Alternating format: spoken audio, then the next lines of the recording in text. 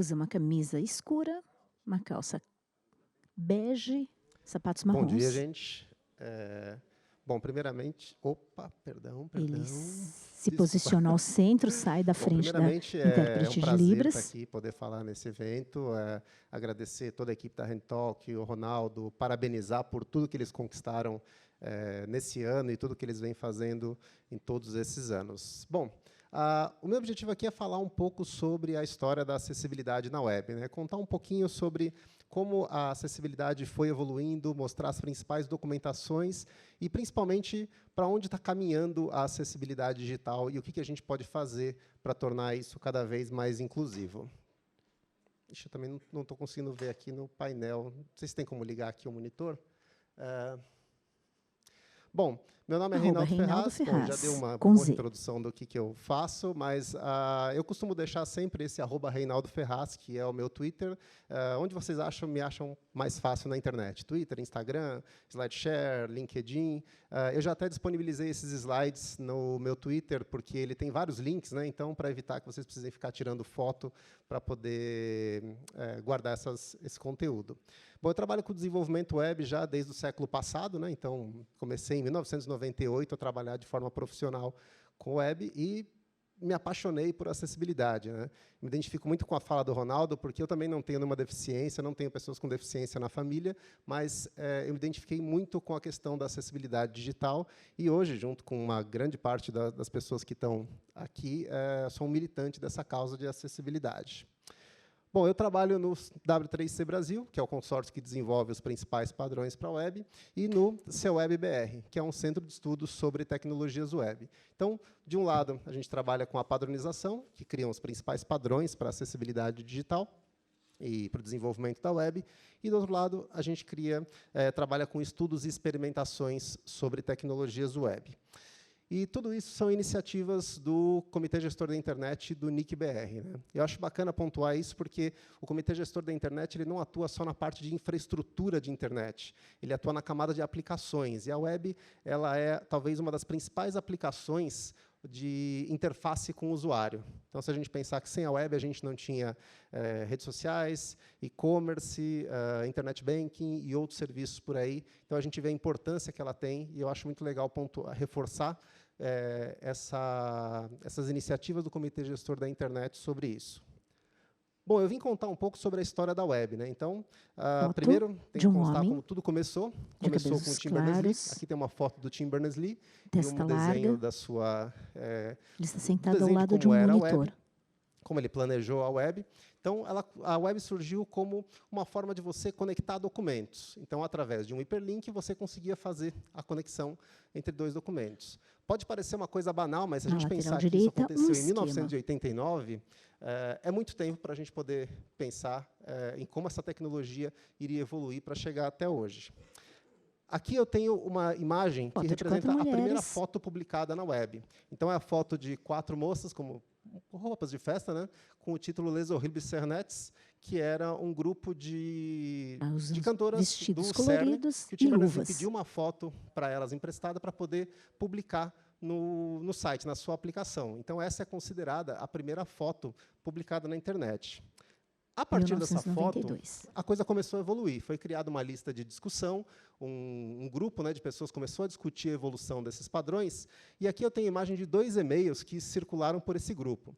Um deles é o do Mark Anderson, em 1993, falando sobre a necessidade de incluir um elemento de imagem dentro do HTML. E já em 1995, tem um outro e-mail que conta que, poxa, já que a gente inseriu uma imagem, por que a gente não acrescenta um texto alternativo para descrever essa imagem? Caso ela não seja carregada, ou caso uma pessoa com deficiência talvez possa acessar. Então, talvez aí começaram os primeiros passos a se discutir a acessibilidade na web. E aí, em 1994, foi criado o W3C, começaram a ser criados outros padrões, né, o HTML, CSS e outros padrões que serviram como base para a web. E, em 1999, na verdade, em 97, foi criada a Iniciativa de Acessibilidade do W3C, que visa participar da construção de todos os padrões para que eles considerem a acessibilidade. E, em 1999, surgiu a primeira documentação que fala sobre diretrizes de acessibilidade para conteúdo na web. Então, essas diretrizes elas orientam desenvolvedores a como tornar seu conteúdo acessível, como publicar imagens, como criar formulários, como fazer tabelas e por aí vai. Em 2002, surgiu uma outra documentação importante, que é o User Agent Accessibility Guidelines, que são diretrizes para agentes de usuário. O que é agente de usuário? É o navegador, é um sistema de tecnologia assistiva. Com isso, você tem um conjunto de documentação que possibilita que uma empresa que vai desenvolver um browser, ela siga diretrizes e orientações, e o usuário também siga diretrizes para que elas se juntem para garantir a acessibilidade de uma aplicação. Em 2004, surgiu o EMAG, né? Isso porque, em 2004, surgiu talvez a primeira lei que fale sobre acessibilidade na internet. Então, o EMAG surgiu como orientações para que os sites governamentais eles fossem acessíveis, e ele está na sua versão atual, que é a 3.1, que foi publicada em 2014. É importante pontuar que o EMAG ele é desenvolvido baseado nas diretrizes do W3C. Então, é muito importante porque a ideia não é refazer a roda, né? É você utilizar diretrizes que já existem para melhorar a acessibilidade nos sites governamentais. Aqui em 2007 teve um evento muito interessante, que é o lançamento de um vídeo que, para mim, foi muito marcante, porque eu acho que foi talvez um dos grandes motivadores da acessibilidade digital, é o vídeo Acessibilidade na Web, Custo-Benefício. Foi produzido pelo Horácio, pela Leda, pelo Mac e outros especialistas. Então, é um vídeo que ele não é técnico, mas ele fala o quanto a acessibilidade é importante para as pessoas com deficiência.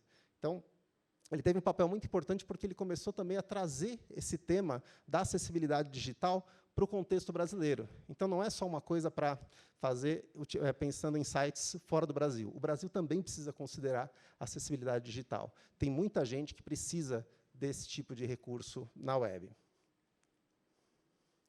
Em 2008, surgiu, acho que talvez a grande atualização das diretrizes de acessibilidade, que é o WCAG 2.0. Então, o WCAG 2.0 ele trouxe muitos recursos. Se a gente pensar de 99 para 2008, a gente tem uma evolução muito grande da web, né? Então, em 2008, o WCAG já começou a trazer suporte à língua de sinais, controle de áudio, evitar barreira de teclado, a gente ter o foco de navegação visível. Então, tudo isso era considerado, precisava ser considerado conforme a web evoluindo. O WCAG 2.0 ele trouxe isso. Em 2005, foi o lançamento do YouTube, né? Esse daqui é um GIF do primeiro vídeo do YouTube, de um dos criadores do YouTube, o vídeo que chama Me at the Zoo, que ele está em frente a uma jaula de elefantes, né? De cabelos castanhos. E é o primeiro vídeo publicado na internet. Então, se a gente pensar em 2005, a gente não tinha tanta tecnologia para publicação de vídeos. Você utilizava vídeos em Real Player, ou então você simplesmente compartilhava vídeos por e-mail. O YouTube possibilitou esse tipo de recurso. Ele utilizava Flash na época, e ele tinha a possibilidade, depois de algum tempo, de se publicar legendas. Então, o YouTube de 2005 ainda não tinha legendas no formato closed caption, mas a partir de 2009 ele já disponibilizava esse recurso de tradução automática de legendas, e em 2013 ele já começou a suportar outros tipos de legenda. E sobre legenda, existem dois padrões que são importantes mencionar aqui. Um deles é o Timed Text Markup Language, que foi criado, começou em 2004, mas se tornou recomendação em 2018. É um formato de legenda muito amplo, então você consegue colocar marcação, você consegue colocar metadados, você consegue fazer uma manipulação muito grande do conteúdo de legendas. E tem o formato WebVTT, que foi lançado em 2010. Ele é um formato muito interessante porque ele é um formato texto, baseado naquelas antigas legendas .srt, né? Quem ripava DVD aqui alguns anos atrás sabe do que eu estou falando. Era um formato que você, simplesmente em texto, em texto puro, em UTF-8 e com toda a marcação. É uma forma muito simples de você colocar a legenda na web. E o YouTube já dá suporte, na verdade, desde 2013, já dá suporte a esse tipo de legenda. Em 2010, foi publicado o primeiro censo da web, né? Foi um projeto do comitê gestor para poder investigar como eram os padrões das páginas .gov do .gov.br. Então, o que foi feito? Foi criado um crawler que coletava todas as páginas abaixo do .gov.br e passava os validadores, alguns validadores. Validador de markup, validador de acessibilidade, que era baseado no ASIS, né? Que era o validador de acessibilidade do governo eletrônico. Em 2010, ele coletou milhares de páginas e somente 2% das páginas abaixo do .gov.br passavam nesse crivo do validador do ASIS, que era criado baseado no EMAG pelo governo federal. A gente continua fazendo essa coleta, hoje gira em torno de 5% a 7%. Já teve uma boa melhora, mas ainda é um número muito baixo, se a gente considerar que são páginas que, por lei, têm que ser acessíveis, né?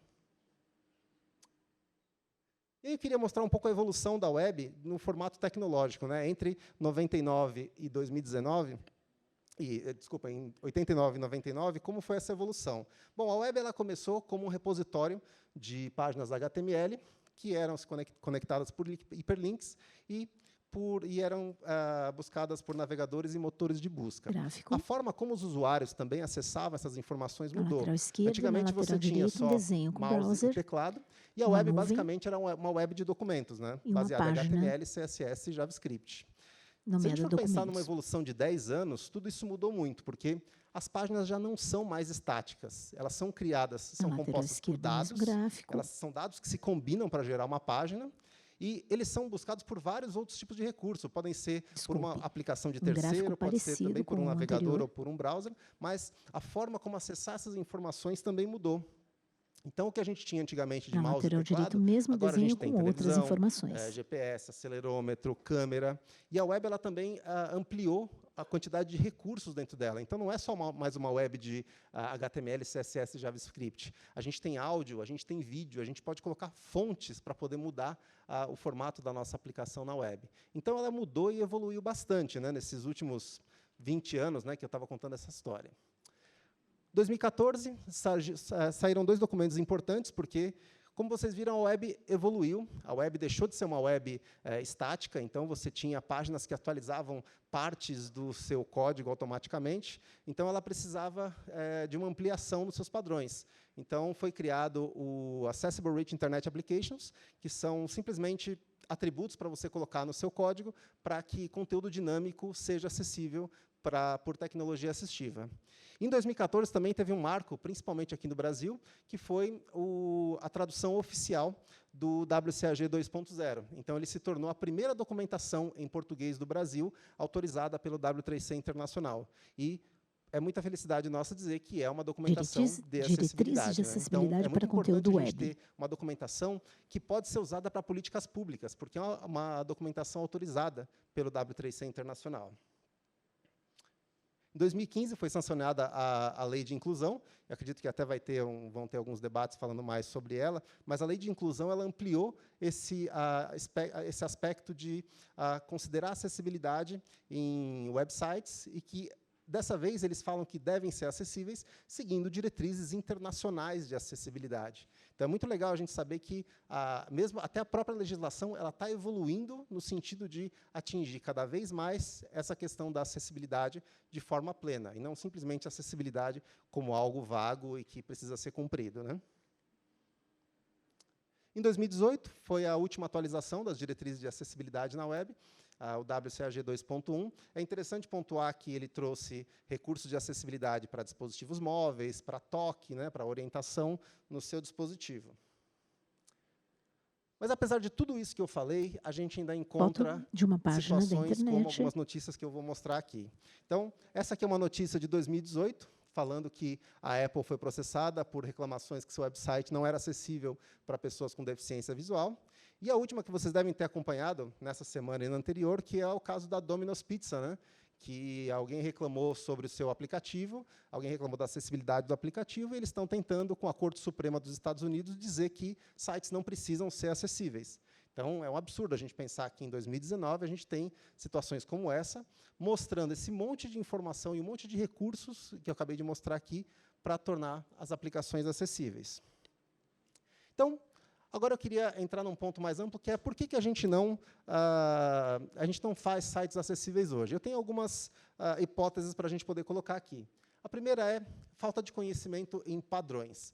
Então, os padrões eles existem, mas, eu confesso, eles são, talvez, difíceis para você ler uma documentação técnica, mas existe uma série de outros recursos que você pode facilitar a sua compreensão nisso. Aqui eu queria dar um exemplo. Imagina que você vai criar um botão. Por que você vai criar um botão com um código gigantesco para poder dizer o que vai acontecer quando passar o mouse, quando você clicar, quando você tirar o mouse, quando você fizer o foco, sendo que eu posso utilizar um elemento padrão do próprio HTML que já faz tudo isso de forma nativa? Então, a falta de conhecimento de padrões ela pode ser uma barreira muito grande para a acessibilidade. Mas acho que o ponto mais importante é falta empatia. Então, foi falado aqui na abertura sobre a questão da empatia, e isso realmente acontece em aplicações web. Então, imagina, por exemplo, você vai publicar uma foto sua no Flickr, ele tem diversos recursos para você descrever texto, mas você simplesmente publica uma foto noturna, sem se preocupar com a forma que as pessoas vão acessar essa informação. De um prédio. Então, eu tenho aqui um exemplo de uma foto estrutura imensa ao fundo, onde é essa foto, com diversos prédios, de um castelo, de um hotel, iluminados, alguma coisa assim, na beira de um lago. Só que o texto alternativo dessa imagem é simplesmente 016 por Capunetes. Então, isso daqui não significa nada. Então, alguém que vai acessar essa informação não sabe que tipo de conteúdo você vai encontrar nessa foto. Então, a gente precisa se colocar no lugar do outro para poder entender essas necessidades, para a gente poder publicar conteúdo também de forma acessível, né? E aí eu queria entrar um pouco na questão da acessibilidade da web, na web no futuro. Então, vocês viram que assim, a web ela mudou. Daquela web de documentos que a gente tinha lá em 89, quando o Tim Berners-Lee criou, para uma web de dados e uma web mais ampla. A gente chama de web de todas as coisas, né? Porque a web hoje está presente em vários dispositivos, celulares, televisão, relógio. Então, a gente vai perceber uma web cada vez mais presente na vida do cidadão. Aqui, por exemplo, eu tenho a imagem de dois dispositivos, né? Um é o Kobo e outro é um chamado Victor Reader. São ferramentas para você ler documentos em EPUB. EPUB é um formato feito totalmente com tecnologia web, que você pode ler offline, e então você percebe que a web ela saiu do navegador, ela não está mais no browser, ela já está no seu leitor de livro digital, ela já está em outros tipos de dispositivo que talvez hoje a gente não tenha mais ideia da quantidade de dispositivos que a web suporta, que ela está em televisores e outros tipos de tecnologia. E também pensar que existem agora dispositivos sem telas, né? Então, os sistemas de foto de assistentes pessoais, né? Acho que o Alexa e o Google Home, eles são interfaces sem tela. Então, imagina para uma pessoa que vai tentar dar um comando para uma aplicação do Google, preto, do Alexa, por exemplo, azuis. E essa aplicação não é acessível. Então, imagina você pedir para ela comprar uma passagem num site que não é acessível. Você começa a ter um outro tipo de barreira que você não consegue transpassar porque o site lá da ponta ele não é acessível. E as aplicações de acessibilidade para esses dispositivos eles também precisam ser acessíveis, porque talvez a pessoa não consiga ouvir o que esse sistema está transmitindo de resultado. Você tem que ter um outro tipo de formato para que as pessoas consigam compreender o que está sendo solicitado. E por isso eu acho muito importante tocar na questão de semântica e significado. Isso daqui é fundamental para a web, porque sem significado a gente não consegue definir algumas coisas que são muito específicas para especialmente para determinadas línguas, né?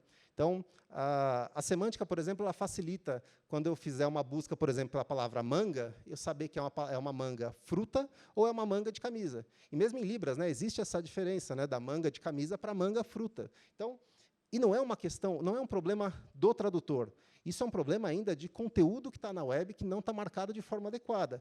Porque, em pleno 2019, a gente ainda vê o Google traduzindo contra filé como against filé ou against beef, sendo que a tradução correta é o sirloin steak ou o New York strip. Então, talvez seja por falta de um hífen, alguma coisa assim, mas a gente ainda percebe que ainda tem muita coisa para evoluir, principalmente com relação a conteúdo na web. E o que a gente tem vivenciado agora é a questão de realidade virtual, né? Aqui eu tenho um GIF mostrando uma aplicação do Facebook com os avatares jogando cartas, né? Então, é muito legal você ter uma aplicação em realidade virtual, mas isso daqui também precisa ser acessível. A gente tem uma quantidade enorme de pessoas que deixam de fazer coisas em locais públicos, em estabelecimentos, porque eles não são acessíveis para poder fazer isso online. Então, se a gente está desenvolvendo uma aplicação também de realidade virtual, ela também precisa ser acessível. Existem até alguns experimentos já sobre isso, né? Aqui tem um GIF de um experimento com realidade virtual, que você passa os itens da sua aplicação com um toque no seu dispositivo. Então, você não precisa necessariamente virar a cabeça ou então apontar para algum lugar. Talvez a pessoa não tenha esse movimento da cabeça, mas você pode tocar, você pode ter outras formas de acessar esse conteúdo. Realidade virtual, então, que a gente experimento de acessibilidade para talvez realidade acho que uma provocação aqui é o que a gente pode pensar para melhorar a acessibilidade na web no futuro.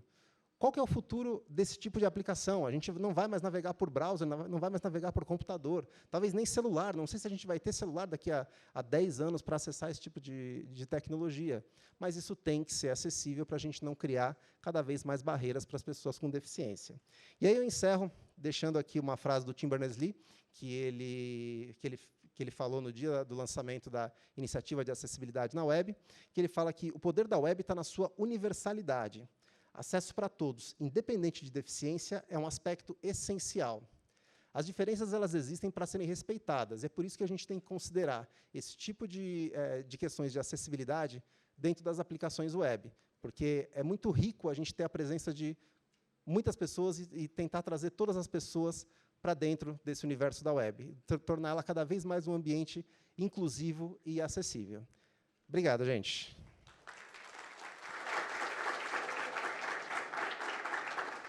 Eu só queria deixar aqui meus contatos aqui, eu deixei aqui o meu contato, o meu e-mail é reinaldo@nick, mas vocês podem me encontrar por @reinaldoferraz por aí na internet. reinaldo@nick.br